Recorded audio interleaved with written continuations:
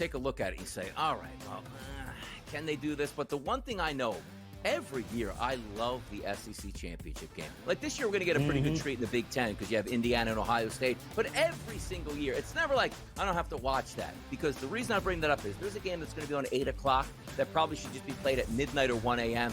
The ACC championship game. Like, things are not the same. The Early Line, only on SportsGrid. When LeBron James decides he's retiring, it is coming with trumpets blaring, Adam Silver by his side, and he is going on a state-by-state, coast-to-coast tour so that everyone can acknowledge how great he was and give him a parting gift and thank him for his amazing contributions to the NBA. The Craig Carton Show, only on SportsGrid. The play is Our Fam. You don't know about Our Fam? Go look her up on social media. Go look at YouTube. 19-year-old from Spain, 6'6", block shots, runs the floor, rebounds, post up, inside, outside, pop the corn, serve the beer, and it can clean up the mess when you're done eating your meal. This lady is absolutely fantastic. Pro Basketball Today, only on SportsGrid.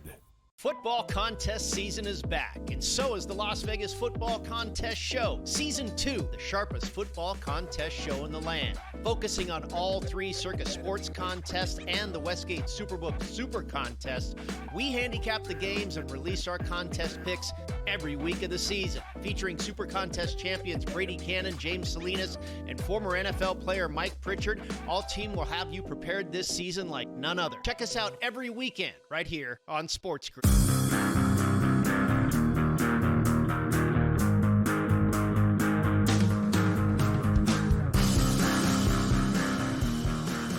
All right, welcome to another edition of the Craig Carton Show. Tyrone A. Johnson here, as always.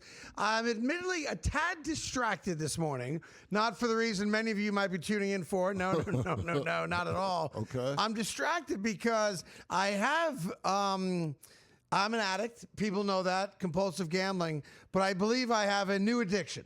Okay. And I'm trying to curb myself of it right now, but I'm having a very, very tough time doing it. Perhaps you could help me, Tyrone, yeah? Okay. I have a thing now. A lot of people know that, like, when it comes to golf, I'm just naturally good at it. I don't love playing golf. Wait a minute. A lot of people know you're naturally good at golf. I'm a 3 handicap, but I don't like playing golf. It's not. I don't get joy out of playing it. It's just one of those weird things. Like, you can wake up one day and the gift of God. You can just sing. Yeah. Like, you can't sing. I can't sing. I can't sing. But there's some people who didn't try to sing, and when they open up their mouth, they sing beautifully, right? Yes. So that's how golf is for me. I don't like playing golf that much, but I'm very good at it. But there is something I do like to do, and I'm average at it, to be fair. I've got some humility left in my bones as well. I like to fish.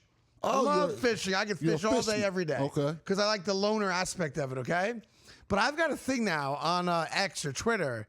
Man, they keep showing me these videos of these hot girls in bikinis fishing, and I just can't get enough of it. Well, like, I'm totally distracted right now. I'll give you the account.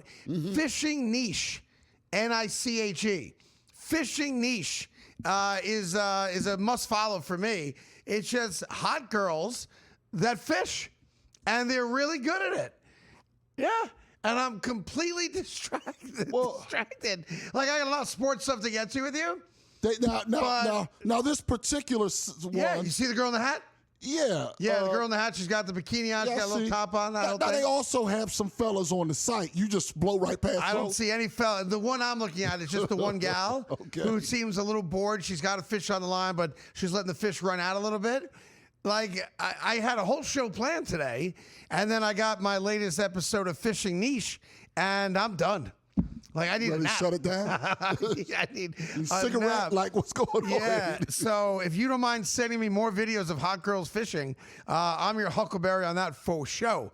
There is sports stuff to get to. There's some cooking right now in Detroit that bothers me to my core, and I want to stand up for the fine people of Detroit, like diehard Lions fans, and and Dan Campbell as well. What's happening? So the Detroit Lions, as it stands right now, are on the outside looking in. They are. Last year, of course, they were the number 1 seed. They lost that very first round after the bye to Washington and Jaden Daniels. So no playoff wins last year despite being the number 1 seed. The year before that, of course, they get to the NFC Championship game, have a chance to go to the Super Bowl, and they come up just short, right? There's a rallying cry. I want to be clear. It's a vocal minority. It's not the majority, but it's loud enough that it's come across my desk, and I have no connection to Detroit whatsoever other than my dear friend Tim Hardaway Sr. and his son Junior, right? Yeah. And what's amazing to me is that there's a small but loud movement now in Detroit that maybe it's time for Dan Campbell to go bye-bye. And that baffles me because, yes, you have built a juggernaut of a team. You have a team that's got legitimate championship aspirations since Dan Campbell turned it around from year 1 to year 2, and Jared Goff became a MVP-esque quarterback, right? But for 34 years prior to that, you did not win a playoff game.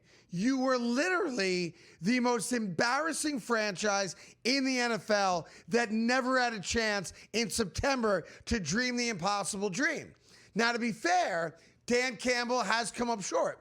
And he looks like he's coming up short again this year because, again, right now they're on the outside looking in. It's a huge game tomorrow night against the Dallas Cowboys. If the Dallas Cowboys beat them, and the Cowboys are pretty hot right now, I'm not sure if there's an avenue for the Lions to get back in. Well, if you it'd be very tough for them. Yeah, because after that, they play at the Rams. Tough game. Steelers, which they should win. Okay, I'll give you that one. At the Vikings, they'd win. I'll give you that one. But then they play at the Bears, which is far from a gimme anymore. Right, and the Bears right now are the number 1 seed overall. Right. And they proved against Philly on Friday night, which they're going to prove, I think, the rest of the season. We're going to run the football down your throats. Even Ben Johnson came out after the win against Philly and said, here's the reality. We're winning in spite of our passing game. We're not winning because of it, and they proved that Friday night, obviously, against Philadelphia. But I want to remind people in Detroit, remember what football was like for 34 years before Dan Campbell got there. It's kind of like Yankee fans saying, I got to win a World Series every year. It's not realistic. But the difference between the Yankees and the Lions is that the Yankees have never had a 34-year drought without winning a playoff game. That has never happened. But that was the norm in Detroit. So while, yes, you have every right to be disappointed that you didn't win a playoff game last year as the 1 seed, that you are on the outside looking in this year, and it bothers you because you have the talent, I think, to win a Super Bowl right now. So you're in the right spot to be disappointed. But for those of you that think Dan Campbell is the reason why, remember what football was like before Dan Campbell. And you can't take that for granted. Now, I'm not saying Dan Campbell should be coach for life. There's going to come a point if they don't get to a Super Bowl or win a Super Bowl where you're going to have to make a very tough decision and part ways with Dan Campbell, because every team does that with their best coaches at some point, right? They do. The Cowboys said goodbye to Tom Landry. Right, that happens. They said goodbye to Jimmy Johnson. That happens. The Giants said goodbye to Tom Coughlin. The Patriots said goodbye to Bill Belichick. It happens. But the fact is, you're only in the place you're in because Dan Campbell is your head coach. Now, look, the offense does not look great lately. I don't know why. I know he took play calling away from the offensive coordinator, and it has not been great since he took it over. But I'm begging you, fine people of Detroit, you have to think this one through with your head and not your heart. You cannot get rid of Dan Campbell. It'd be a return to the same crap you did for more than 3 decades in a row, meaning bad football, maybe a lucky wild card appearance here and there with an immediate exit from the playoffs. And you cannot take for granted what Dan Campbell has done in turning that franchise around. And if there's any coach, I think, hold on, she's fishing again. 1 second. 1 second. Oh, she landed a tuna, Tyrone. She's got tuna on. All right, we're going to keep an eye on this. Hopefully she'll land that tuna by the end of the show. But here's the bottom line. You cannot take for granted what Dan Campbell did for the franchise. And that doesn't give you grace forever. but it's got to give you grace right now. It absolutely does. The other part that you have to remember is they had to replace both coordinators. That's right. If you look around the league, regardless of how good the head coach is, it is very difficult. Like on a 1 to 10, we're talking about a 10 to replace both of them. Yeah. And it just is also because they were into the playoffs, they didn't get their top pick for either job. They had to get guys who were left over because the non-playoff teams had already hired They've their been poached. They've been poached. Now look, they've got the talent. If you told me that Detroit wins out, unlikely the way they've been playing, but the talent's there. Yeah, they could. Yeah, and Dan Campbell did something that's hard to do. He took play calling duties away from someone on the coaching staff, and he tried to do it himself. And he's not great at that either. What Dan Campbell's great at was building a team and getting guys to buy in to what the messaging was. And that has worked great success for Detroit. But I hear these people in Detroit, and I'm reading them online. I'm like, you guys got to be kidding me. Like, there's already blood in the water. You're already looking to get rid of Dan Campbell. I saw one guy online who I think does a nighttime show in Detroit saying, we've learned a valuable lesson. Ben Johnson was the reason that the Lions were really good. Who hired Ben Johnson? Dan Campbell. Right. And while Ben Johnson was very good and is doing a great job thus far in Chicago as the 1 seed, put a little bit more respect on the name Dan Campbell. Like, that's the problem with us as fans, man. We've never lost a game. We're undefeated, and we're fickle. Because if you're a Lions fan, let's just say, I don't know, 15 years old and older, the only success you've ever had in your life from a football perspective is with Dan Campbell as your head coach. Period. Stop. So, DC, I got your back, and you find people in Detroit, slow your roll. Don't force this guy out of town. You can do a lot worse without him. Great show for you coming up right after this.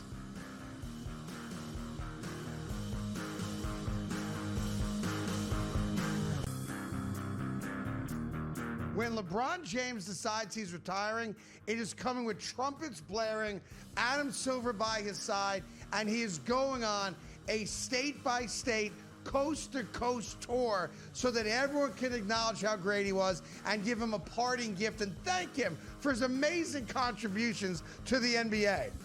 The Craig Carton Show, only on SportsGrid. Look at Nikola Jokic.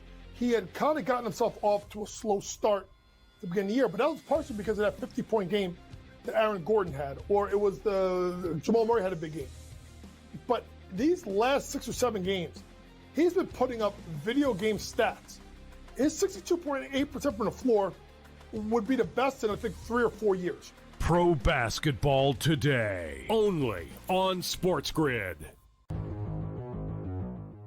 It's stunning to think that, right? And I had the over on the win total, or going into the year with the Patriots, it was 8.5. I thought they could win 10 games. They've already won 10 games. And that is a stunning turnaround, to go from worst to first here. And they're not the only team that could do it. The Jaguars could do it too. They are right on that precipice here if they handle their business against the Titans the next couple weeks and, at least split between the Indianapolis Colts, those 2 games. Fantasy sports today, only on SportsGrid.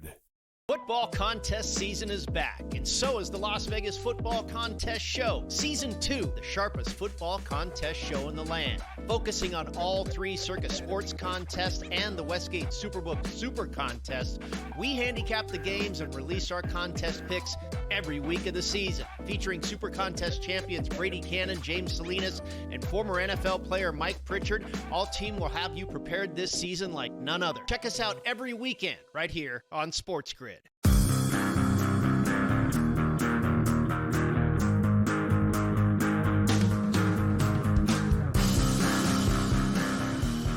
All right, welcome back to the Craig Carton Show. Tyron Johnson here as well.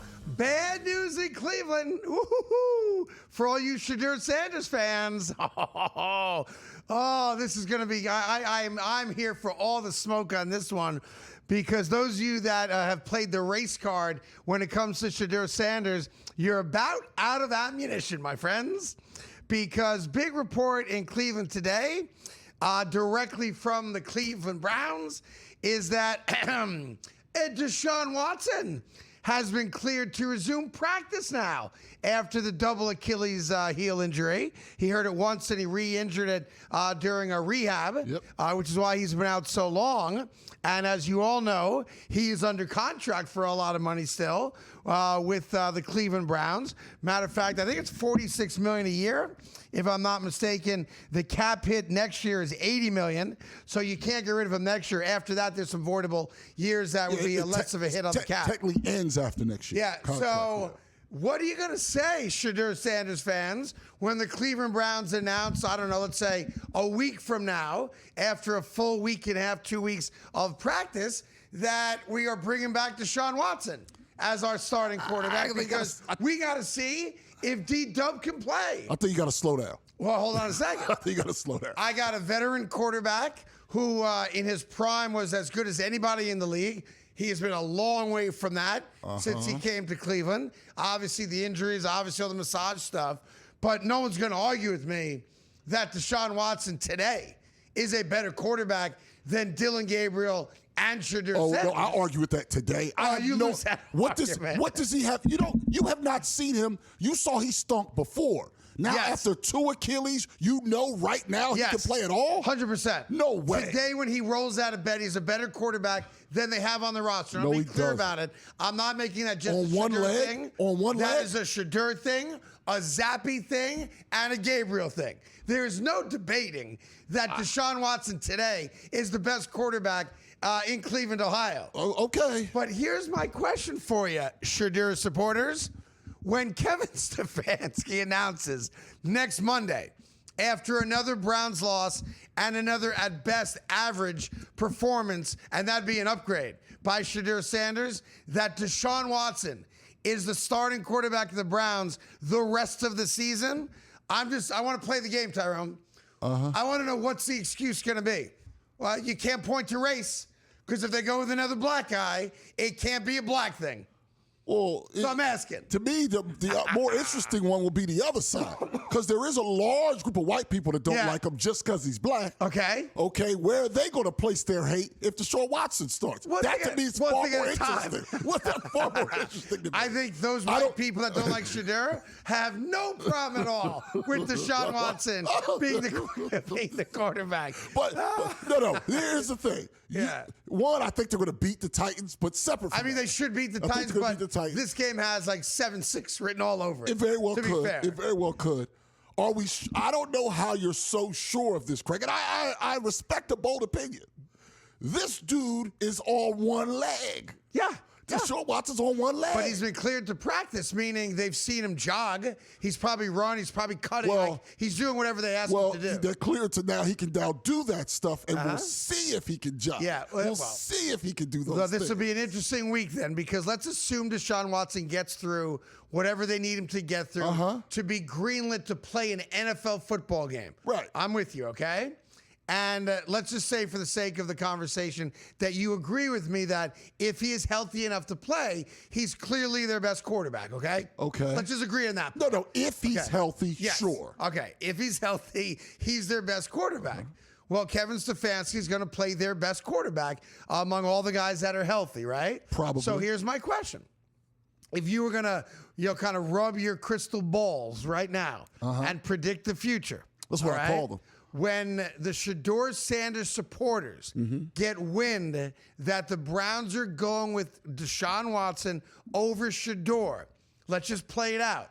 What do you think? And you have a couple answers. It's fine. I'll take a couple answers. What do you think the reaction's going to be? I believe some people will be outraged that guy's allowed to play football, period. Okay, we'll put those aside because that's been the case for years. That's going to come up. The next one's going to be, it's all about the money. He's the one making the money. He is making the money. I think that's what people are going to say. I think the number one thing that will be said about people who can stomach him playing football, period, is you got to follow the money. Of course they're going to play him over Shedeur. Think you'll hear that? He makes all the money. Do you think some people will say, see, I told you, Kevin Stefanski hates Shedeur Sanders? Yes, I do think you'll hear that. You think that's what it's going to be? Yes, I do think. Now, I do have a question real fast. I think that's what we're going to get a lot of, too. Like, here's another example. You got a washed-up guy on one leg who can't play. Stefanski hates Shedeur. We got to get Shedeur out of there. would have T-shirts that say "Free Shedeur," by January 1st. Yeah, right? Absolutely. You're going to have those. Yeah. I got a question about the show now. If he has a sore Achilles after a practice, I know exactly where you're going. Is he allowed to get a massage for that or no? But there's a rule. Okay. He has to go to my favorite guy in Vegas at the Venetian, the Brazilian dwarf. That dude had the strongest hands of any masseuse I've ever been with. So that's who he'll have to deal with. And I forget his name, but I'm sure I could find it. Yeah. He was like the masseuse of the week, like 30 consecutive weeks at the Venetian. So he's clearly the best. Dude, listen, I know we're all men. We're like, oh, I don't want another man touching my body. F that, I want it. I want all of it. Yeah. I swallow it. All right. Pulse. You give me strong dwarf hands at the Venetian. You hear what you I'm said? here for all of it. Do you know what you said? I know what I said. Okay, are you comfortable saying what you're saying? I'm comfortable with what I said. All right. I know we'd all prefer a pretty girl rubbing us and, oh, does that feel good? Do you want me to go deeper? Yeah, of course, we all know that game. Sure. But if you want a real massage, the kind that knocks you out, and you wake up 2 hours later without a limp, I'm telling you, man, the Brazilian dwarf at the Venetian in Vegas has the best massage hands I've ever had on my body.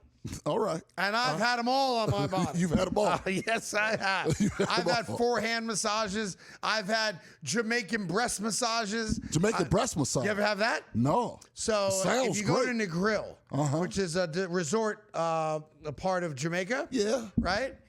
There's a couple gals there. I think it was at Sandals, one of those types of all-inclusive places. Yeah. And they call the Jamaican breast massage. And basically, the gals just slap their breasts against your back. It sounds like that would do exactly what I need. Sometimes my back is a little tight right now. It gets all the crinks out. Yeah. Deshaun would go crazy there. He would go crazy there. He wouldn't Anyhow, keep an eye on Cleveland, because here comes the Sean Watson, and the Shedeur fans are not going to like it. I'm here for all of it, though. You know that.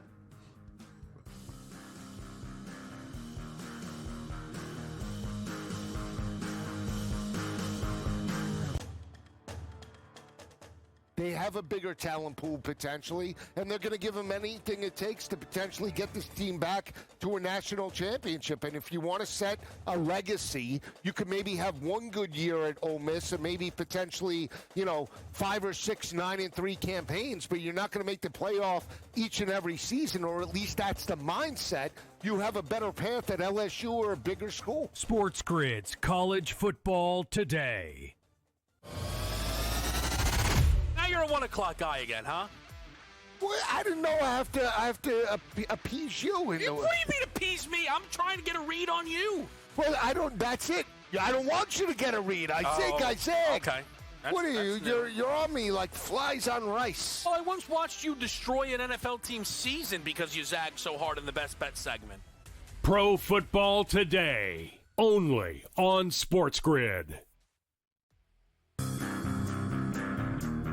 When LeBron James decides he's retiring, it is coming with trumpets blaring, Adam Silver by his side, and he is going on a state-by-state, coast-to-coast tour so that everyone can acknowledge how great he was and give him a parting gift and thank him for his amazing contributions to the NBA. The Craig Carton Show, only on SportsGrid. The play is our fam. You don't know about our fam? Go look her up on social media. Go look at YouTube. 19-year-old from Spain, 6'6", block shots, runs the floor, rebounds, post up, inside, outside, pop the corn, serve the beer, and it can clean up the mess when you're done eating your meal. This lady is absolutely fantastic. Pro Basketball Today, only on SportsGrid.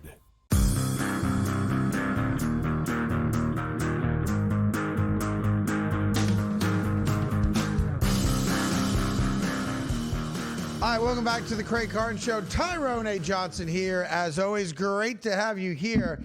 Remember the story I told you guys yesterday that Odell Beckham went on the Pivot podcast and said it's hard to make $100 million and maintain any level of wealth? Remember that? I do remember that. Apparently, the word on the street now, and again, don't believe everything you read, so I'll take it with a bit of a grain of salt, because not only did he make just over $100 million in his playing career, he obviously made millions of dollars in endorsements as well. Yes. I don't know the exact number of that, but he made well over $100 million in his relatively short NFL career when you consider, how he jumped on the scene on that Monday night for the Giants against the Cowboys with that one-handed catch. But I was watching a streamer yesterday with Odell Beckham on. So this isn't like... By the way, it's now confirmed. Good. So it is. It is confirmed. What you're about to say is confirmed. So Odell Beckham apparently is near bankruptcy. All right. And was, I guess, selling off some of his game-worn and game-used memorabilia. One particular pair of cleats, I think, sold for $50,000. I think the cleats he wore in the Super Bowl when he tore the ACL and had that great first half and had the touchdown. It looked like he might be in the running for Super Bowl MVP prior to going down with the non-contact torn ACL. So he went online or with a streamer, and they did a live auction, and a dude bought those cleats for $50,000. And there are reports out there which kind of back up his appearance on the pivot when he talked about how hard it is to maintain any level of wealth, even when you had a $100 million contract, which tells me that the rumors out there are probably more right than not right, which is so incredibly sad also. I know a lot of people are going to be like, oh, how dumb can you be to blow $100 million? And that you're welcome to say that. Because for the far majority of us as Americans, we'll never see $100 million in our lifetime. Most of us will never see $10 million in our lifetime. And when you see a guy who is given a gift at birth with athletic ability to get him to the NFL, a lot of hard work goes along with that, to make over $100 million in a relatively short amount of time, let's say in his case a decade, all right, to make $100+ million, to wake up broke, that's crazy for most people. It is, but... And there's a part of me that, I feel bad for him. Yeah, we've seen this, though. Because, once you've had money, it's very hard to live without having money. Right. And I've lived that not on that level. But you've lived where it. I made a lot of money.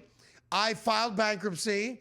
I was literally looking for change under couch cushions so that I could buy myself breakfast. Right. Like, I lived it. So I get it. So I have empathy for Odell Beckham, for Antoine Walker, and other guys that have blown through fortunes because I lived it. But there's also a part of me that's like, man, haven't enough of us experience publicly what we experience where the next generation will learn from our mistakes? Yes, but that's crazy, though. But the young men in general, because they talk about young men don't go to the doctors and a lot of things, it doesn't extend just to on the field.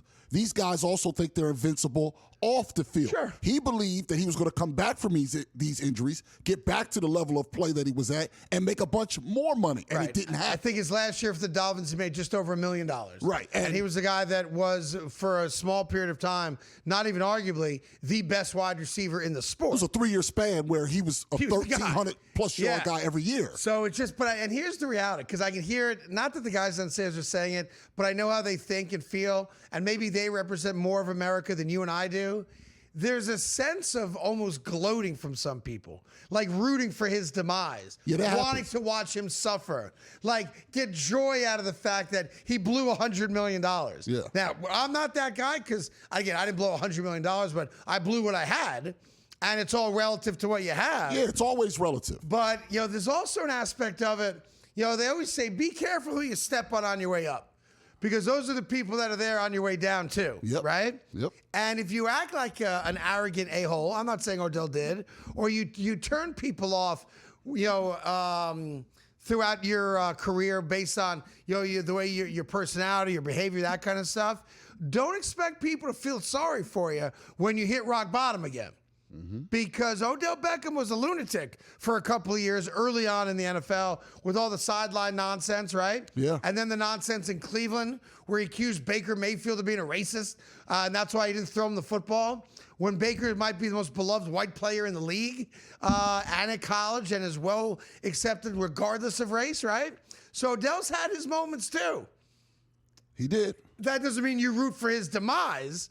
But I cannot believe that he's resorted now to selling off his game-worn gear so that he can pay bills and have money in his pocket. I choose not to believe that he's on the verge of bankruptcy, but his words and actions tell you he's on the verge of bankruptcy. It does, and it's very. And I still go on. It's sad. It is sad because he had the world. Yep. By the short hairs, exactly right. Hey, coming up, we got, again, a reminder, the biggest story in sports that we're the only people talking about. We'll give that to you because I have an update on things in regards to that. And we have a breaking story involving one of your favorite people coming up right after this.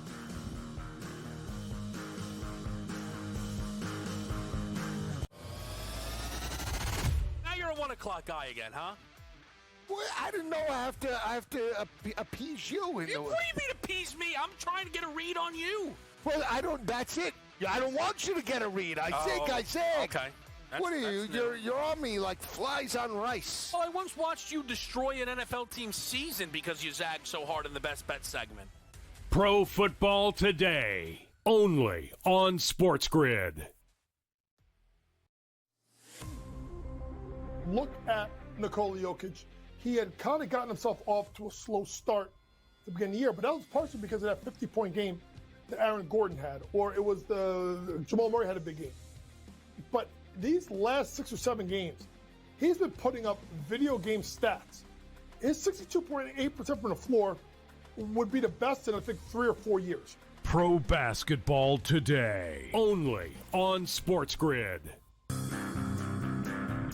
Ole Miss got left at the altar, and Ole Miss decided, I'm either going to let her continue to embarrass me, or I'm going to have some self-respect and kick her ass out the door and lock it behind her and not let her back in.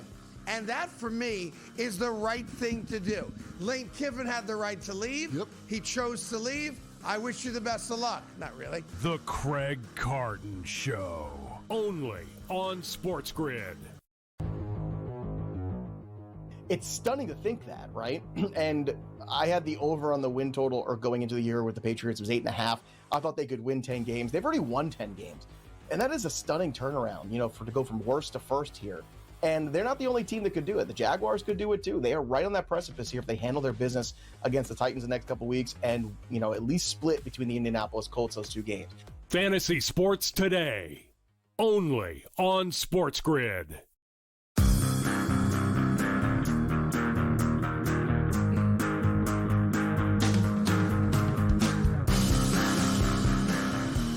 Hi, welcome back to the Craig Carton Show. Great to have you here. Tyron Johnson here as well. Sometimes sports gives you a nice big fat dish of irony that you just have to lap up and enjoy because it's a gift from the sports gods. And that happened this morning when we found out that 2 of the finalists for the Pro Football Hall of Fame have a connection to one another. And I'm here for all of it. So Bill Belichick is a finalist to get into the Pro Football Hall of Fame, Canton, Ohio. We can all agree here that regardless of this nonsense in North Carolina, regardless of the nonsense with the 24-year-old girlfriend and how icky and disgusting that is, and whatever damage he might be doing to his legacy by being cuckolded by literally a woman young enough to be his granddaughter, Bill Belichick is a first ballot guaranteed Hall of Fame head coach, and he will get a unanimous vote to get into the Hall of Fame. So let's start off with that as a premise. Yeah. I believe you're with me on that. 100%. And look, I hate the New England Patriots. I hate the fact that he was my head coach for 3 minutes and retired on a cocktail napkin. He was right to do it, obviously, and we're still trying to find the right coach ever since he said no to us. That being said, no one's going to dispute. No one can debate. And if he's not a unanimous selection, then whoever didn't vote for him should lose their voting privileges. Because no matter what you say and think about Bill Belichick, he is the greatest head coach in the history of the NFL. And it will only come short to Don Shula in total wins. But if this is a league about winning, nobody has won more. Bill Belichick is in, okay? Yep. The other guy that is now a finalist, and you could debate with me all day long as to whether or not these types of people should get in. It's an ownership group, okay? Yeah, he's technically a contributor. That's quote the win. unquote contributor. Now, yes. I do think there are men and women who have been great contributors to the sport who do deserve the opportunity to be enshrined in the contributor wing. Right. Not in the same wing of the players, right, but in a contributor wing to the sport of football. By the way, I feel the way about all sports, right? Yeah. There are men and women who bring a lot to the table for a long period of time that should be enshrined, okay? Robert Kraft is now a finalist, all right? So Robert Kraft is the architect, of course, of hiring Bill Belichick and winning all those championships. And Robert Kraft, to his credit, has also now rebuilt the Patriots after a couple down years and going there and getting Mike Vrabel and recognizing that the guy they had for the 1 year was not a good head coach. Yeah. All right. And immediately replacing him, which is a sign of a competent owner. But Robert Kraft is now eligible for the Pro Football Hall of Fame as a contributor. Robert Kraft is going to get in to the Hall of Fame one day, and it is based on merit. Robert Kraft, along with Jerry Jones, are two of the four most powerful owners in the entire sport. Yes, he is. No one can dispute that. He's got one of the loudest voices and most powerful voices in the NFL. He's one of the reasons the NFL has made so much extra money in the Roger Goodell era as commissioner. And he's the steward of 6 Super Bowl championships? Yeah. 6 Super Bowl championships, right? So all of that warrants him getting in.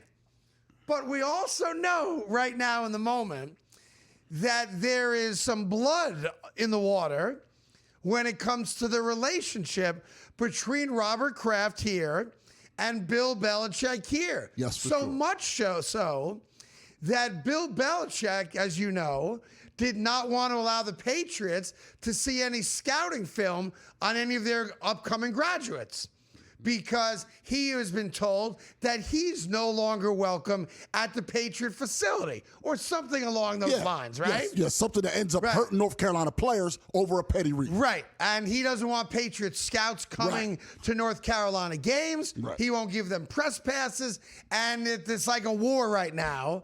It's a Cold War, but it's a war. It's a war. Between Bill Belichick, who for some reason feels that Robert Kraft wronged him when they fired him, and Robert Kraft, who I suppose feels that maybe Bill Belichick doesn't appreciate all the support he gave him when he first became Patriots head coach. I don't know. You would think grown men could figure their crap out and not act like schoolgirls, but here we are. So as a non-Patriot guy, I want to see both guys get in the same year because I know they don't like each other. Makes it better. Now, perhaps, Robert Kraft, who's in his 80s now, and maybe he's willing to let bygones be bygones, but that's not the guy I've read about. That's a guy who's, he'll rip your heart out in a negotiation. And still full of energy. He's old in age, but he still has it. There's no doubt he has it. You and I have seen him dancing on stage with Meek Mill and at all the Fanatics parties, right? With our dear friend Michael Rubin and all that stuff. So you're right. Age is just a number with him. He's still very vibrant, right? But wouldn't it be great to see both those men sitting next to each other, having to acknowledge each other in what they meant to each other? Because no Robert Kraft, Bill Belichick's not in the Hall of Fame. Right. No Bill Belichick, Robert Kraft is not in the Hall of Fame. These are two men, I think you call it a symbiotic relationship. Yeah, that's right. All right, they kind of feed off each other. That's right. I need you, you need me. And that's historically accurate, right? Bill Belichick, while, he did take the Cleveland Browns, I think, to a single playoff before leaving to go to New England, and was a great defensive coordinator with Bill Parcells.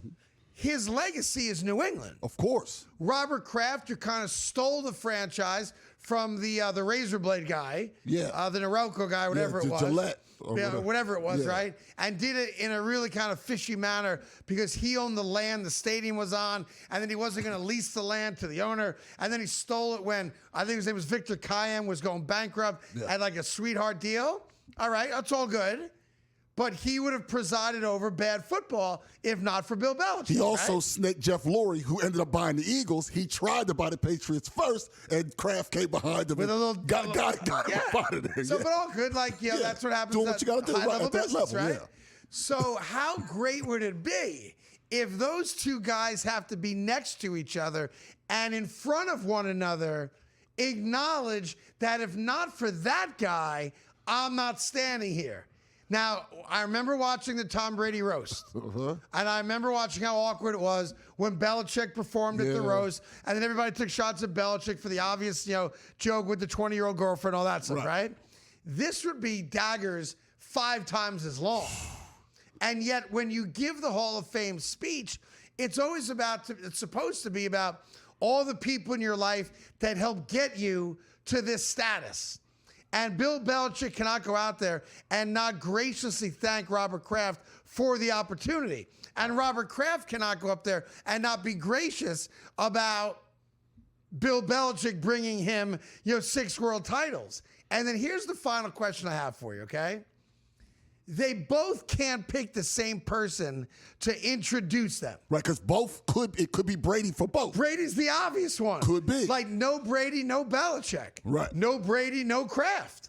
Like, Brady's the guy that ties it all together. Now, I know Brady's very close with Robert Kraft still. I don't believe he's very close with Bill Belichick. They're not close. Apparently I think he respects him. Right. But I don't think they're very close, or they talk all the time. I know for a fact that he views Robert Kraft as like a surrogate father. Right. All right? So, if you're Tom Brady and Robert Kraft asks you, you got to say yes. You have to say yes. Now, maybe he asked one of his sons, I don't know. But let's just say Kraft goes Brady. If you're Bill Belichick, do you go Parcells? I think you can't go Brady. You can't go Brady. I think Obviously, Parcells has to be the guy, right? Now, in a perfect world, maybe Kraft would induct Belichick and Belichick would induct Kraft. But that ain't going to happen. That's not going to happen. And that would be great. That would be. But apparently they don't like each other anymore. I think you got to go Parcells. And then if not. Like, who else would it be? You might have to go with the young girlfriend. And that's where I'm getting at. Is Bill Belichick so whipped that when he gets into the Hall of Fame, rather than pick one of his sons, rather than pick Bill Parcells, rather than pick, I don't know, Lawrence Taylor, someone that meant something to his career. Vrabel was a guy. Could you imagine if Bill Belichick chooses his girlfriend, Jordan Hudson, to be the person that introduces him to the Pro Football Hall of Fame? At that point, it took me 10 minutes to get to it, but that's where I was going. Man, if that was to happen, I know we're up against the brink. He can't show his face in public after that. I want it. Can't. I hope he can't. does. He would be the most P-whipped human being in the history of the planet Earth. Oh, I can't wait.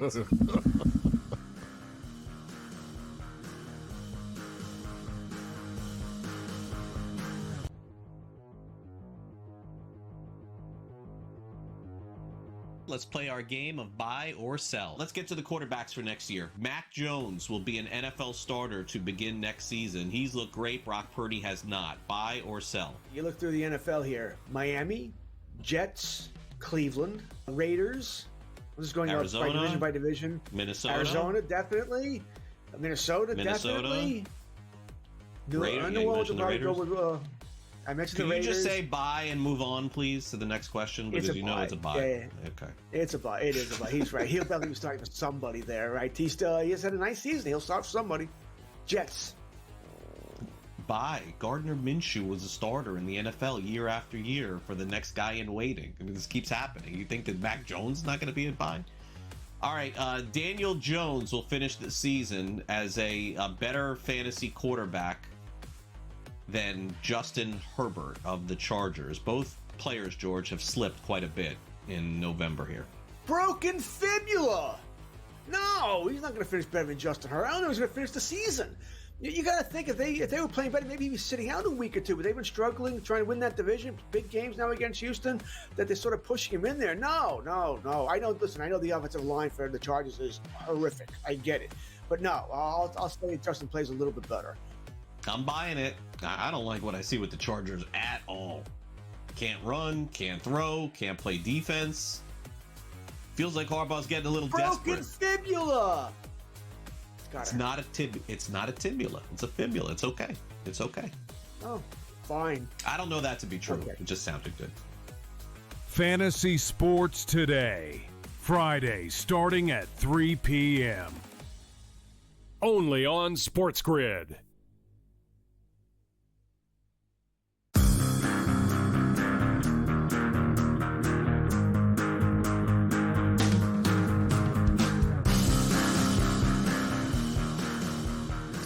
right, welcome back to the Craig Carton Show. Great to have you here. Tyrone Johnson here as well.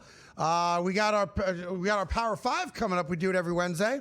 Top 5 teams in the NFL. Not debatable, not arguable. And we put it out there just so you can learn a little something about football. It's really, frankly, it's just my gift to you guys. But some news and notes. Remember a week and a half ago I told you guys are all sleeping on what's going to be the greatest story maybe in NBA history? Yeah. Well, they played the Golden State Warriors last night. And the Golden State Warriors are having a good year, by the way. And what did the Oklahoma City Thunder do? Beat them by double digits. The Oklahoma City Thunder are now 20-1. 21-1 with the win last night. 21-1. According to their website. Meaning 72 is going bye-bye. 73 is going bye-bye. We are looking at a team that, by the way, just got Williams back, right? Their second best player to SGA. We are looking at what might go down in history as the greatest regular season team in all of basketball ever at any level. Most of us think the 72-10 Chicago Bulls were the greatest team of all time because they won a title. Yes. Then you have the Golden State Warriors with 73 wins, and they, of course, lost to the Cavaliers in the series where Draymond Green got suspended one game, and LeBron played great, obviously, right, in winning that series. Those are the two regular seasons that all of us as basketball fans point to as the two greatest seasons we've ever seen. I always take the 72-10 Bulls because they closed it out with a title. If you want to tell me that you separate the two, then yes, Golden State had the best season of all time at 73-9, but they did not win the title. Again, I don't care what side you're on. It's not worth arguing over. They're two of the greatest teams of all time. But what the Thunder are doing right now is going to be historic because barring an injury to SGA or them deciding to sit everybody for the last month of the season, they're going for the record because they're well aware of what the record is. They're trying to get to 74. I think they might get to 78. 78's tough. But 75 seems doable. Like, Tyrone, they don't just beat everybody. They smoke them. They smoke everybody. Yeah. Like, we were taking a look yesterday at how many fourth quarters SGA has sat on the bench. A bunch. Because they're up by 30. Yeah. And there's no point in playing him because unlike LeBron, he's not a stat padder. All right? He's out there for the team. What's best for the team. And if we're up 30 in the fourth quarter, ain't no reason for me to play. This is supposed to be a positive. Yeah, LeBron would be playing up 30 in the fourth quarter. No, he would not be. To pad them stats. He wouldn't be. This is hating right now. Where'd the hate come from? This is love. I blame the producer, Ethan. Yeah, me He's too. The hater. Me too. But, like, at some point, you got to get your head around what's going on here. And it goes back to the old notion that we've been lied to about, that sports is global. And I bought into it as well. I'm guilty of this as well, where the NBA is a global sport. And I say that because there used to be the thinking back in the 80s and into the 90s that if you weren't playing in a major market, you couldn't make the same type of money off the court.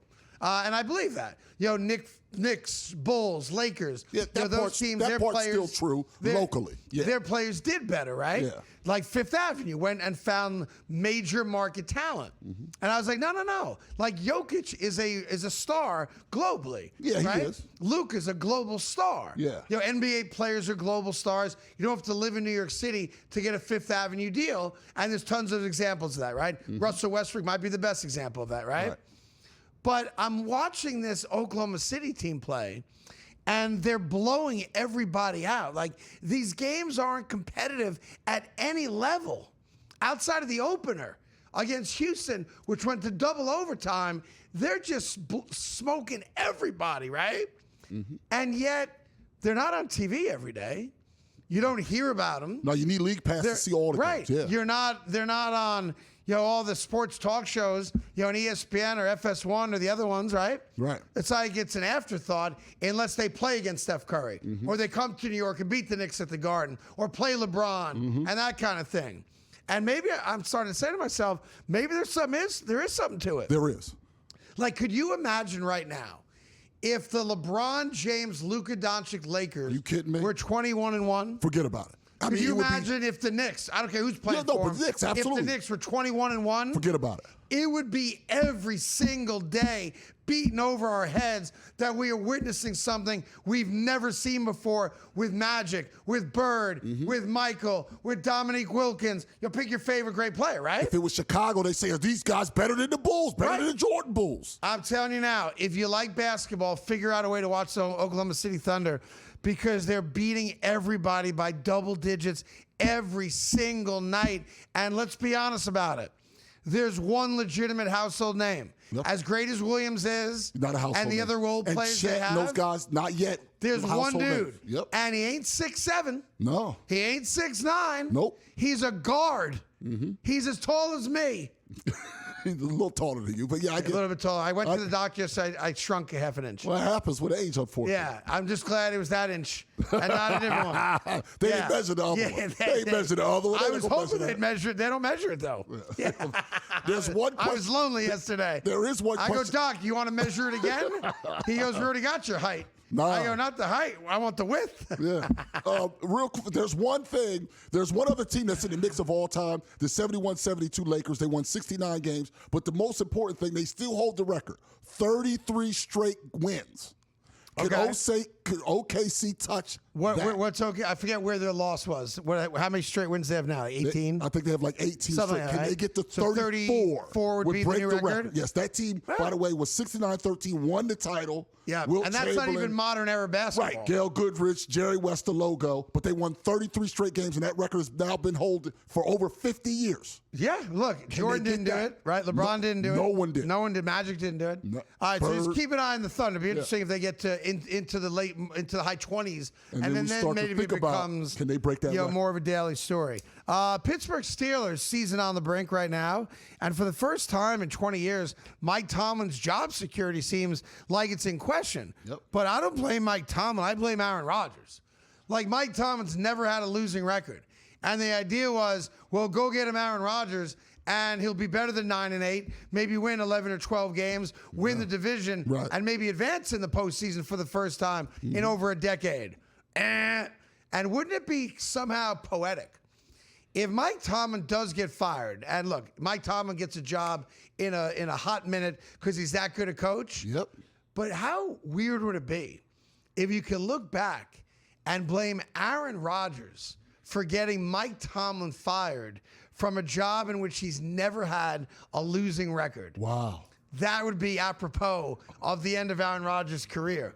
More on Tomlin coming up. I love Mike Tomlin. Coach the Jets in a minute. I'll take him right now.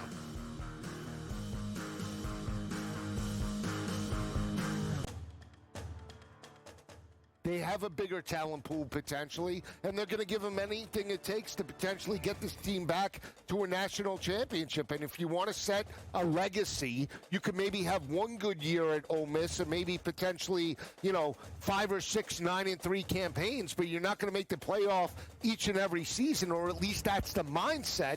You have a better path at LSU or a bigger school. SportsGrid's College Football Today. You're a 1 o'clock guy again, huh? Well, I didn't know I have to appease you. What do you mean appease me? I'm trying to get a read on you. Well, that's it. I don't want you to get a read. I think. Okay.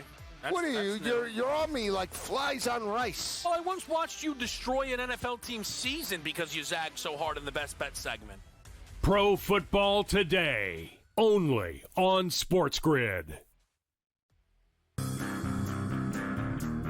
When LeBron James decides he's retiring, it is coming with trumpets blaring, Adam Silver by his side, and he is going on a state-by-state, coast-to-coast tour so that everyone can acknowledge how great he was and give him a parting gift and thank him for his amazing contributions to the NBA. The Craig Carton Show, only on SportsGrid. The play is our fam. You don't know about our fam? Go look her up on social media. Go look at YouTube. 19-year-old from Spain, 6'6", block shots, runs the floor, rebounds, post up, inside, outside, pop the corn, serve the beer, and it can clean up the mess when you're done eating your meal. This lady is absolutely fantastic. pro basketball today. Only on SportsGrid.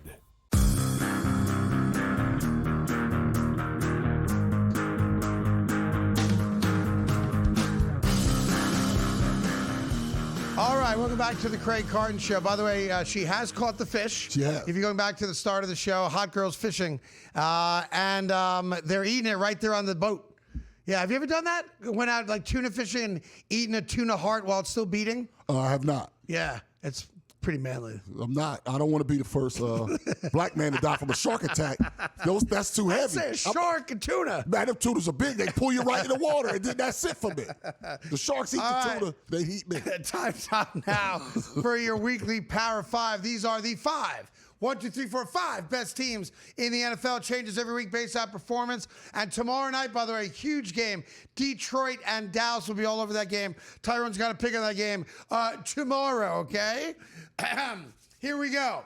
The 5th best team in the NFL right now today, for the first time in the top 5 ranking, are the upstart Dallas Cowboys.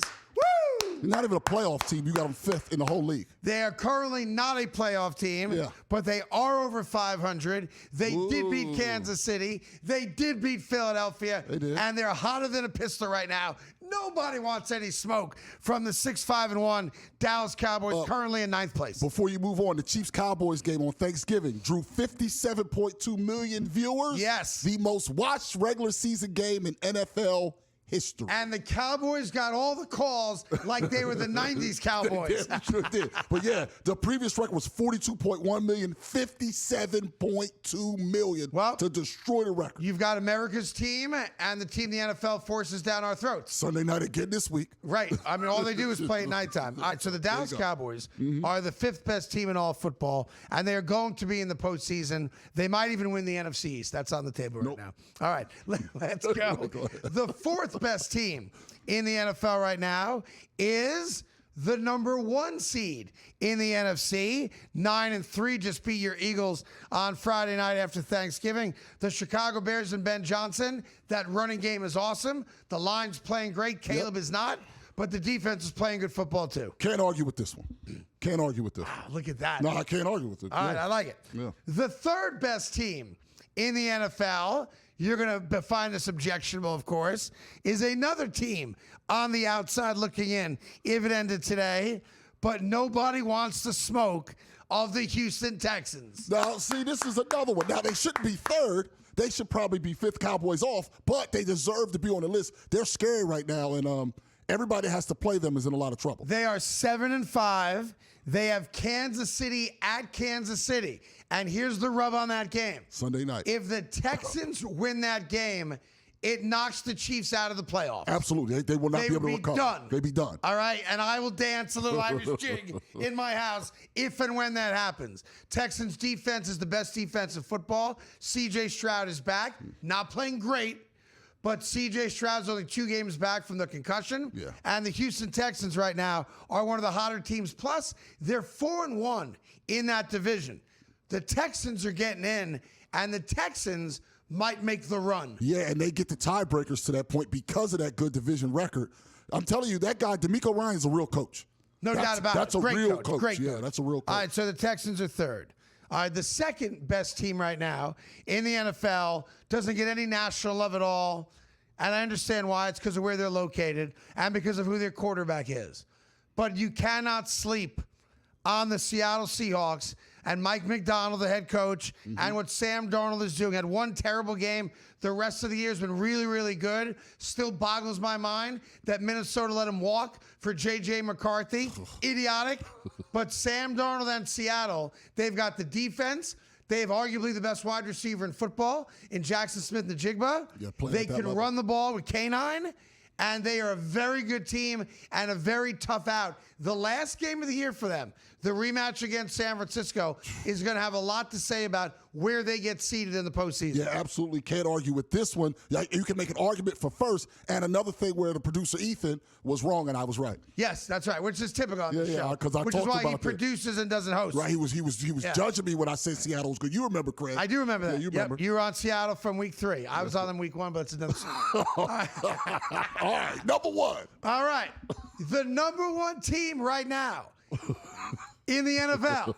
And they're coming off a bad loss, a loss that might cost them a home playoff game. But the LA Rams are still right now the best team in football. They run the ball well. They've got an MVP candidate in Matthew Stafford, obviously very well coached. And I think the loss against Carolina was an outlier. And if you watch that game, and I watched some of it on Red Zone. Turnovers. They had a couple turnovers in the red zone. Yeah. They were going in to put a 50-burger on Carolina, and Stafford made a couple mistakes. And that may haunt them because they may cost them the division. But I still think we can put that game in the trash can and still view the Rams as the best team in the NFL. You know what? I'm actually okay with this. Even though they're coming off a loss, I think Carolina is also a team to watch down the stretch. All right. Listen, we appreciate you watching. We'll be back here again tomorrow. Be all over Detroit and Dallas throughout the show. Have a blessed day. Thank you so much for watching.